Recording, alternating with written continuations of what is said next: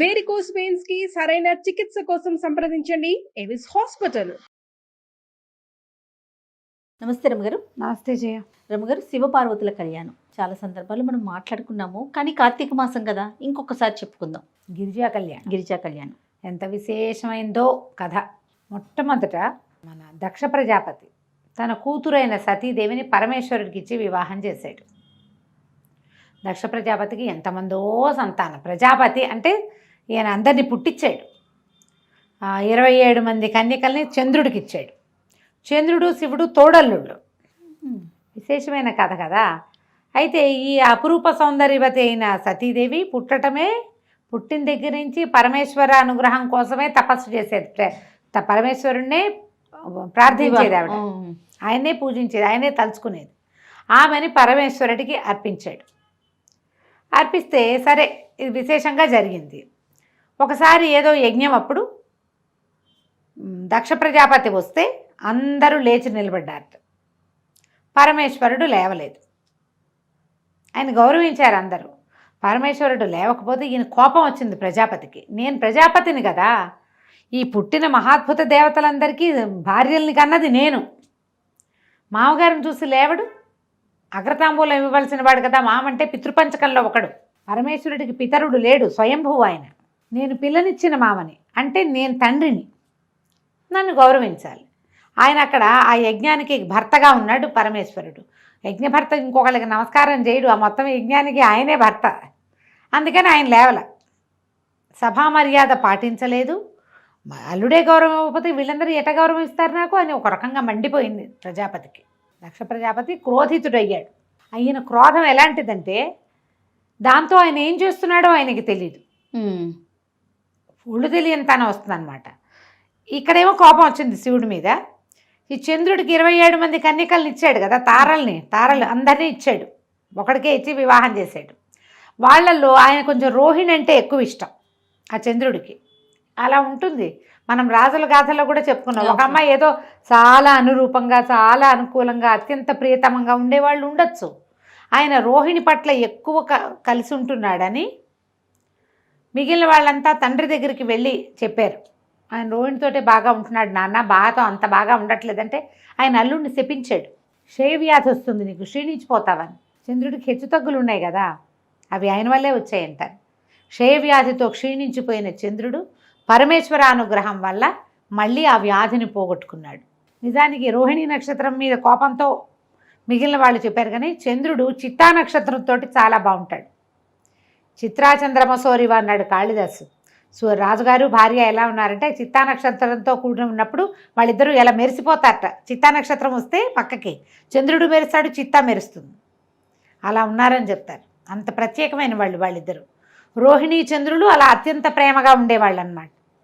ఈ దక్ష ప్రజాపతి తీవ్రమైన కోపిష్టివాడు అవటంతో అతను ఏమనుకున్నాడు, నిరీశ్వర యాగం అని ఒక యాగాన్ని సంకల్పించాడు. ఈశ్వరుడు లేడు. నిరీశ్వర యాగం పేరే అది, నిరీశ్వర యాగం. అసలు ఈశ్వరుడు లేడన్న యాగం సంకల్పించి బ్రహ్మాది దేవతలందరినీ పిలిచి పరమేశ్వరుడికి కార్డు పిలవలేదు. అయితే సతీదేవి మా పుట్టింట్లో జరుగుతున్న వ్యవహారం కాబట్టి నాకు పిలుపక్కర్లేదు, నువ్వు రాకపోతే మానేసేయి, నేను వెళ్తానంది. ఆయన చెప్పాడు, నేను మనని పిలవల, నాకు ఆహ్వానం రాలేదు, నువ్వు వెళ్ళొద్దన్నాడు. సతీదేవిని వద్దన్నాడు. కానీ ఆవిడ చిన్నపుచ్చుకుంది. మా ఇంట్లో అవుతోంది, నా చెల్లెళ్ళు అందరూ వస్తారు, నేను కూడా వెళ్ళాలి. ఇప్పుడు మనం కూడా చేస్తాం అట్లాంటిది. ఈ దేవతల గాథలన్నీ మానవుల గాథలకి ప్రతిబింబాలన్నమాట, చూపిస్తారు. అట్లా వెళ్తే ఏమవుతుందో సతీదేవి కథే తెలియజేస్తుంది మనకి. అవమానపడతాం అనవసరంగా. ఈవిడ బయలుదేరి వెళ్ళింది. బయలుదేరితే నంది, భృంగిరిట్టుడు వీళ్ళని కొంతమందిని ప్రమథగణాలను ఇచ్చి అమ్మకి తోడుగా పంపిస్తే ఈవిడ వెళ్ళింది. వెళ్ళేసరికల్లా ఆయన అవమానకరంగా మాట్లాడాడు తండ్రి. నేను సంకల్పించిందే నిరీశ్వర యాగం, నిన్ను ఎవరు పిలవని పేరంటానికి ఎందుకు వచ్చావు, నువ్వు కూతుర్ని కూడా అన్నాడు. అనేసరికల్లా ఆవిడంది, నువ్వు పిలవకపోతే ఎట్లా, నువ్వు పిలవనన్న మాట ఏమిటి, యజ్ఞభర్త శివుడు, పరమేశ్వరుడే యజ్ఞభర్త, యజ్ఞకర్త, ఆయన పిలవకపోతే ఎట్లా, నువ్వు చేసింది తప్పు అనగానే ఆయన శివనిందకి పాల్పడ్డాడు. తిట్టేశాడు అల్లుడిని. తిడితే ఈవిడ ప్రత్యక్షంగా కానీ పరోక్షంగా కానీ శివనిందని నేను భరించను, నా భర్తని నిందించటమనే కాదు, నా భర్తను నువ్వు తంటమే కాదు, పరమేశ్వరి నింద చెవితో విన్నా తప్పే అని చెప్పి ఆయన వద్దన్నా నేను ఇంత పని చేశాను, ఇక్కడికి వచ్చాను. ఆయన పరోక్షంలో ఆయన అవమానానికి నేను కారణమయ్యాను కాబట్టి నేను యోగాగ్నిలో నా శరీరాన్ని దహించేసుకున్నా, ఇక నేను ఇక్కడ ఉండను అని చెప్పి ఆవిడ యోగాగ్నిలో దహనం అయిపోయింది. అమ్మ చితాభస్మం కొంత భస్మం రాలిపడింది, ఆమె శరీరం అక్కడ ఉన్నది. ఎప్పుడైతే ఇది జరిగిందో ఈ మొత్తం ప్రమదగణాలు కేకలు పెట్టేసి శివుణ్ణి పిలిచారు, అమ్మ ఆహుతి అయిపోయిందని. ఇక్కడికి ఉగ్ర రూపంతో పరిగెత్తుకుంటూ వచ్చాడు శివుడు. భార్యా వియోగం భరించరానిది, పరమ ప్రీతితోటి ఉండే భార్య ఆమె అవమానపడి ఇలా అయిపోయింది కాబట్టి ఉగ్రంతో, పైగా మనం పరిగెడితే మనకి ఒక రకమైన ఉద్రేకం వస్తుంది. ఆయన ఏం చేశాడు, తన జటల్లో నుంచి ఒక జటతో వీరభద్రుడిని సృష్టించాడు. ఈ దక్షాధ్వరం విధ్వంసం చేయి, ఇది నా భార్య శవాన్ని చూసినటువంటి ఈ దక్షాధ్వరం నడవకూడదు ఇంకా, అది ఒక్కటే ఆజ్ఞ. ఈ హాహా అని పెద్ద జటలతోటి బోల్డ్ అనే ఆయుధాలతోటి పరమశక్తివంతమైనది శివక్రోధమే. ఆయన కోపం నుంచి పుట్టిన వీరభద్రుడు సర్వనాశనం చేశాడు మొత్తం. దక్షయజ్ఞ వాటికని భూస్థాపితం చేశాడు. కనపడిన దేవతలను కనపడ్డట్టు రుద్రగణాలు చితకొట్టేసాయి. దక్షుడి తల నరికేశాడు వీరభద్రుడు. ఈ వీరభద్రుడే మనకి పట్టిసపు కొండ మీద అక్కడ ఆగాడని మనం ఒక కథ చెప్పుకుంటాం. రాజమండ్రి దగ్గర ఉన్న పట్టిసం కొండ మీద అక్కడ ఆయన వీరభద్రుడు వీరభద్రావతారాన్ని విరమించి శివలింగాకృతిగా మారాడని అదొక కథ చెప్తాం. పట్టిసం ఈ ఆయన దగ్గర ఉన్న ఆయుధమే పట్టిసాయుధమే అట్లా కొండగా మారిందంటారు. అయితే ఎప్పుడైతే ఈ వీరభద్రుడు ఇదంతా అయ్యిందో ఈ పరమేశ్వరుడు ఉగ్రంగా అయిపోయాడు. ఆవిడ కళేబరం అక్కడ ఉన్నంతసేపు ఈయన ఇలాగే ఉంటాడని విష్ణువు ఏం చేశాడంటే తన చక్రాయుధంతో ఆ శరీరాన్ని ముక్కలు చేసేసాడు.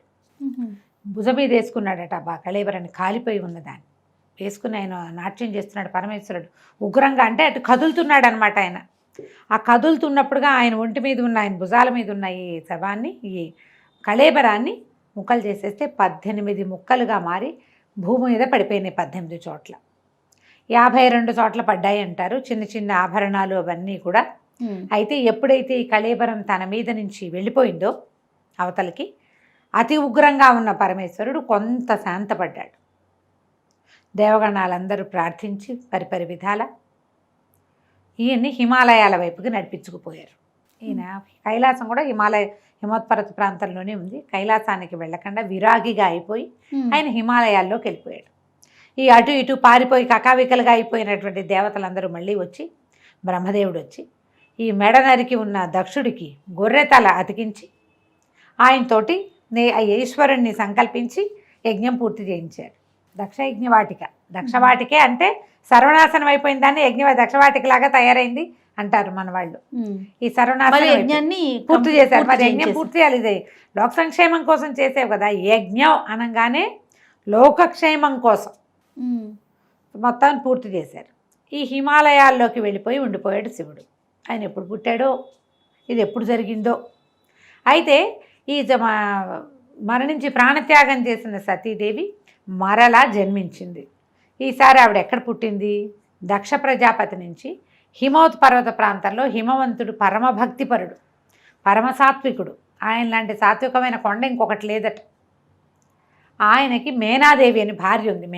ఆమె పేరు మేనక అంటారు, మేనాదేవి అనే రాస్తారు. ఈవిడ కడుపున మామూలు సంతానంగానే జన్మించింది. పర్వతరాజపుత్రిక కాబట్టి పార్వతి, శైలపుత్రి కాబట్టి శైలజ, ఇలాంటి పేర్లతోటి పార్వతీ నామధేయంతో ఈయనకి కుమార్తెగా జన్మించింది. వీళ్ళకి తర్వాత మైనాకుడు అనే కుమారుడు కూడా కలిగాడు. ఆయన ఇంకో కొండ. ఈ మైనాకుడు మనకి శ్రీమద్ రామాయణంలో కనపడతాడు, సుందరకాండలో. మళ్ళీ చెప్పుకుందాం. ఓకే. ఈ జన్మించిన పుత్రికకి పిల్ల కొంచెం పెద్దదైంది. కొంచెం 8 ఏళ్ళు వచ్చాక ఆయన ఏం చేశాడు, పిల్ల చాలా బుద్ధిమంతురాలు, సాత్వికురాలు, కొంచెం పూజా విధానం అది ఆసక్తి కలిగింది.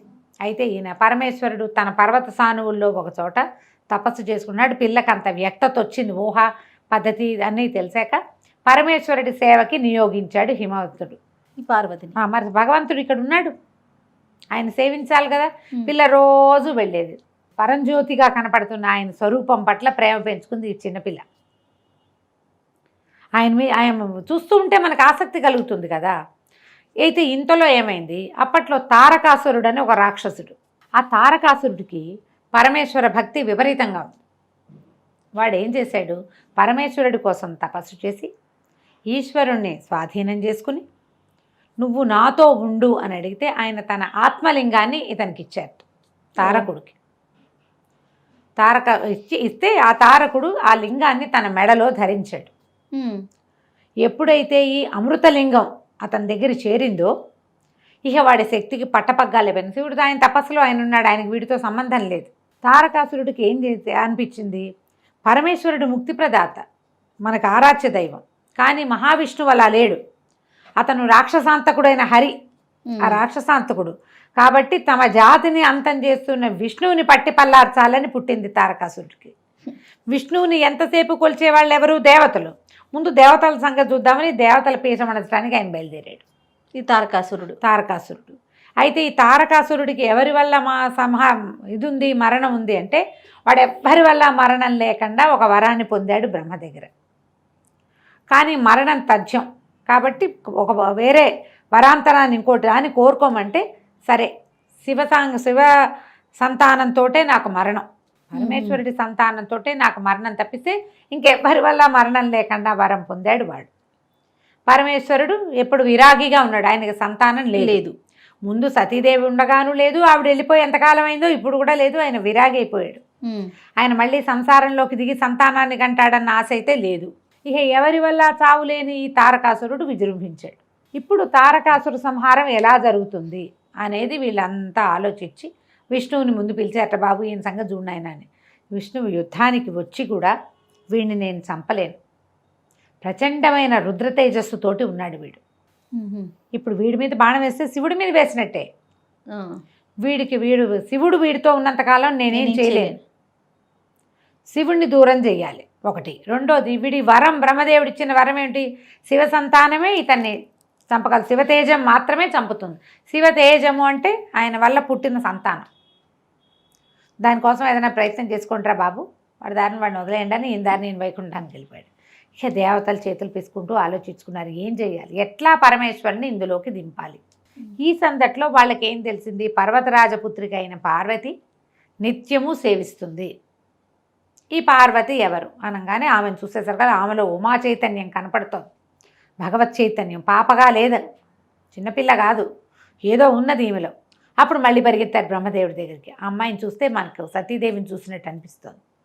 అప్పుడు ఆయన చెప్పాడనమాట, సతీదేవి ఇక్కడ జన్మించింది, ఇంకా సమయం రాలేదు, సమయం వచ్చే వరకు వేచుంటారా, సమయాన్ని తెప్పిస్తారో ఆలోచించుకోండి.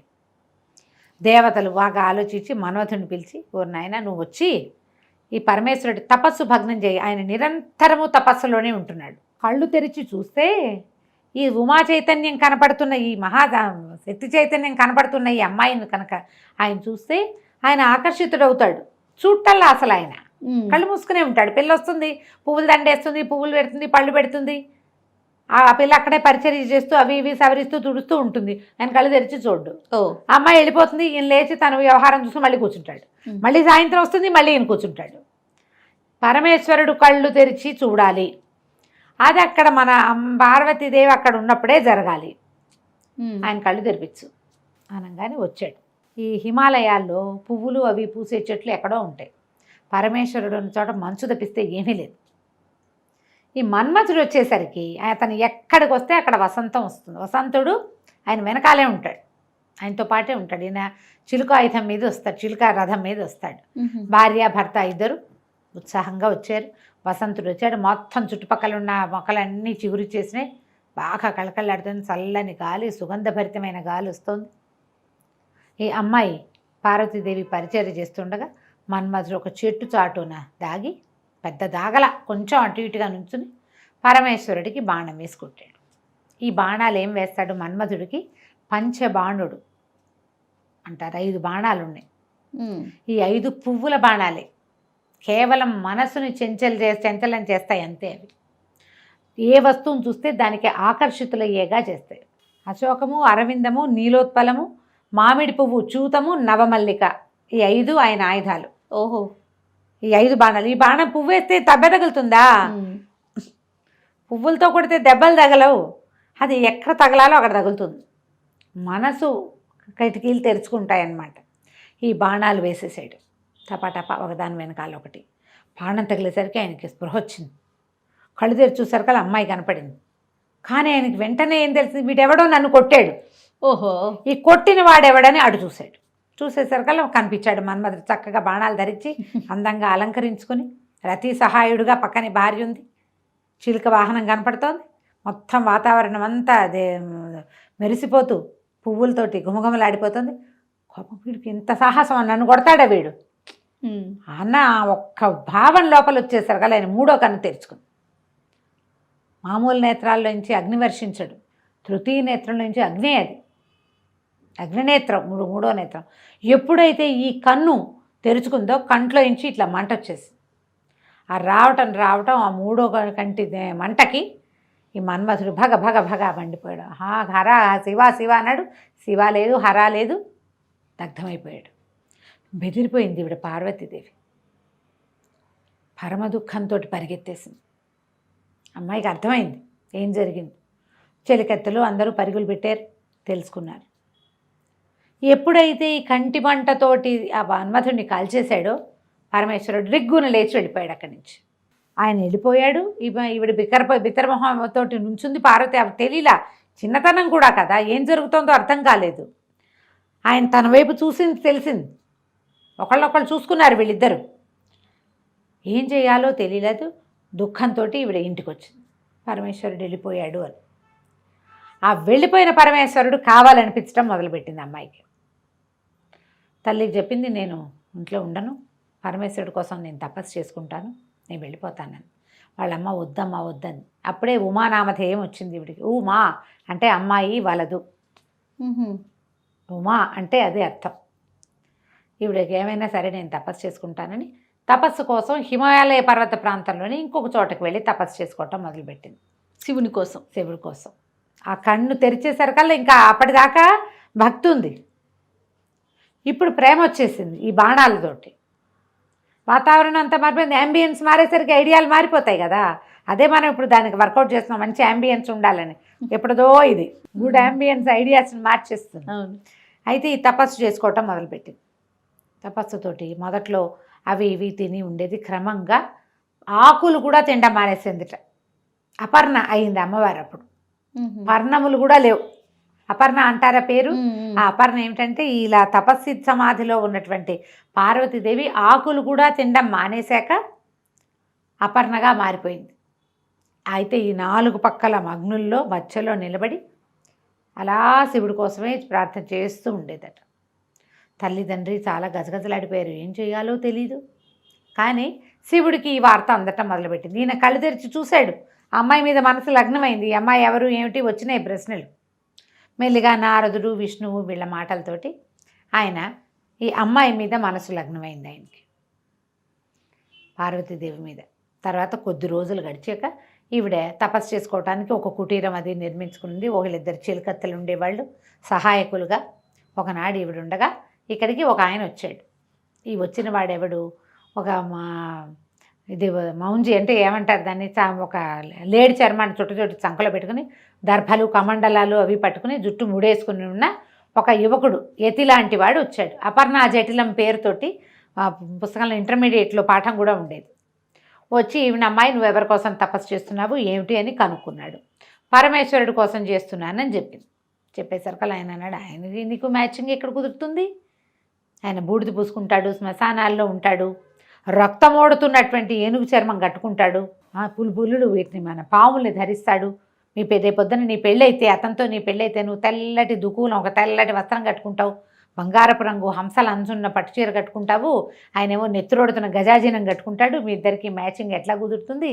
నువ్వు ఇట్లా హిమాలయాల్లో చక్కటి పర్వత ప్రాంతాల్లో ఉన్నావు, ఆయనేమో శ్మశానాల్లో ఉంటాడు, నీకు ఇన్ని నగలు నాణ్యాలు బంగారం బోళ్ళంతుంది. మీ తండ్రి రత్నాకరుడు, వజ్రాలు వైఢూర్యాలు ఆయనలోనే పుడతాయి, ముత్యాలు పుట్టే వంశం మీది, ఆయనేమో కపాలాలు వేసుకుని తిరుగుతాడు అని ఎంత కవ్విస్తాడో ఆవిడ్ని.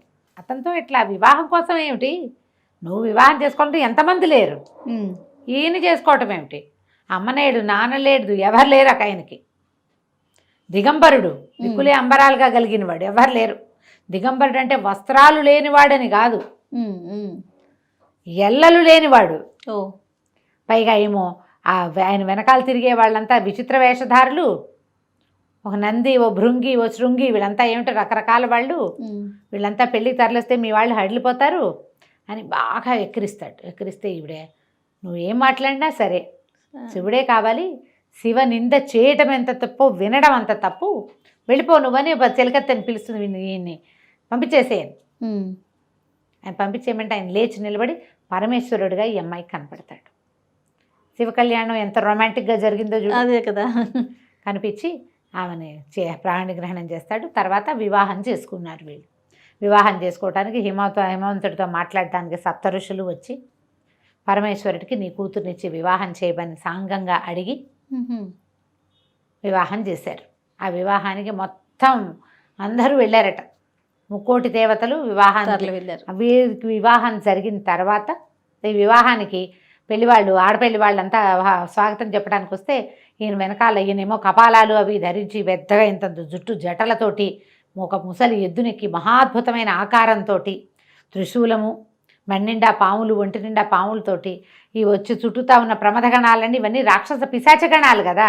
ఆయన ఏముంటాడు, భూతనాథుడు. ఆయన శ్మశానంలో ఉండేవాడు. అక్కడ ఏముంటాయి, బేతాళ పిశాచాదులు బోల్డ్ అని ఉంటాయి. అందరూ హడిలిపోయారు.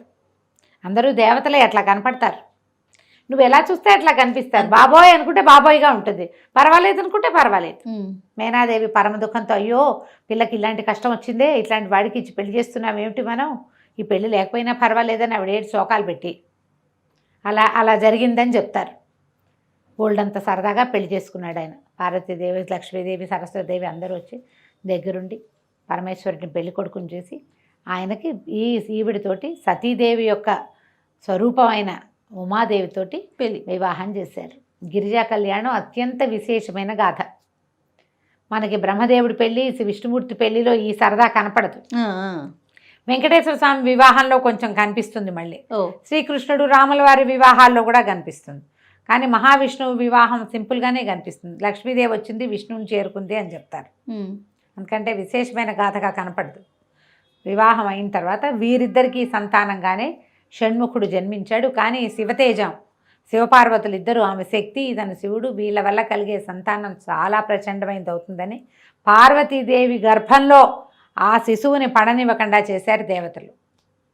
శివవీర్యం ఆమెలోకి ప్రవేశించనివ్వల, వద్దన్నారు. అనేసరికి నా వల్ల కదిలిన శివవీర్యాన్ని నేను భరించాల్సింది పోయి మీరందరూ తీసుకున్నారు కాబట్టి భూదేవికేమో నీకు అందరూ మొగుళ్ళే, ఒక్క పుత్రుడి వల్ల కూడా నీకు సంతోషం కలగదు, కుమారుల వల్ల సంతోషం నాకు నేను ఏది పోగొట్టుకున్నానో అది నువ్వు కూడా పోగొట్టుకుంటావని భూదేవిని శపించింది. గంగాదేవిని శపించింది, అగ్నిని శపించింది, దేవతలందరికీ మీ భార్యల నుంచి మీకు సంతానం కలగదు పోండి అని శపించింది.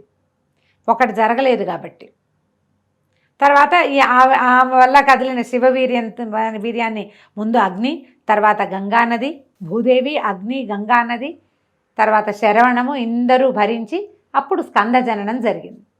స్కందజనన గాథ కూడా చదవడానికి చాలా మంచిది. స్కందోత్పత్తి చదివితే కనుక పుత్ర సంతానం కలుగుతుందని చెప్తారు.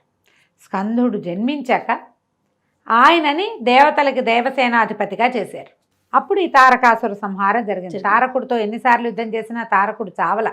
అప్పుడు పరమేశ్వరుడే చెప్పాట, అతని మెడలో అమృతలింగం, ఆత్మలింగం ఉంది, దాన్ని కొడితేనే, భగ్నం చేస్తేనే వీడు మరణిస్తాడు అని. దాన్ని కొట్టడం వల్ల అతను మరణించాడు. శివ యొక్క సంతానమే కార్తికేయుడు అని చెప్తారు. ఈ గిరిజా కళ్యాణ గాథ చెప్పినా విన్నా కూడా చాలా విశేషమైన ఫలితం లభిస్తుంది. బాగుంది కదా కథ. ఎన్నిసార్లు విన్నా కొత్తగానే మళ్ళీ కొత్త రఘు గారు ఎంత బాగుందో. నమస్తే అండి. నమస్తే చెయ్య.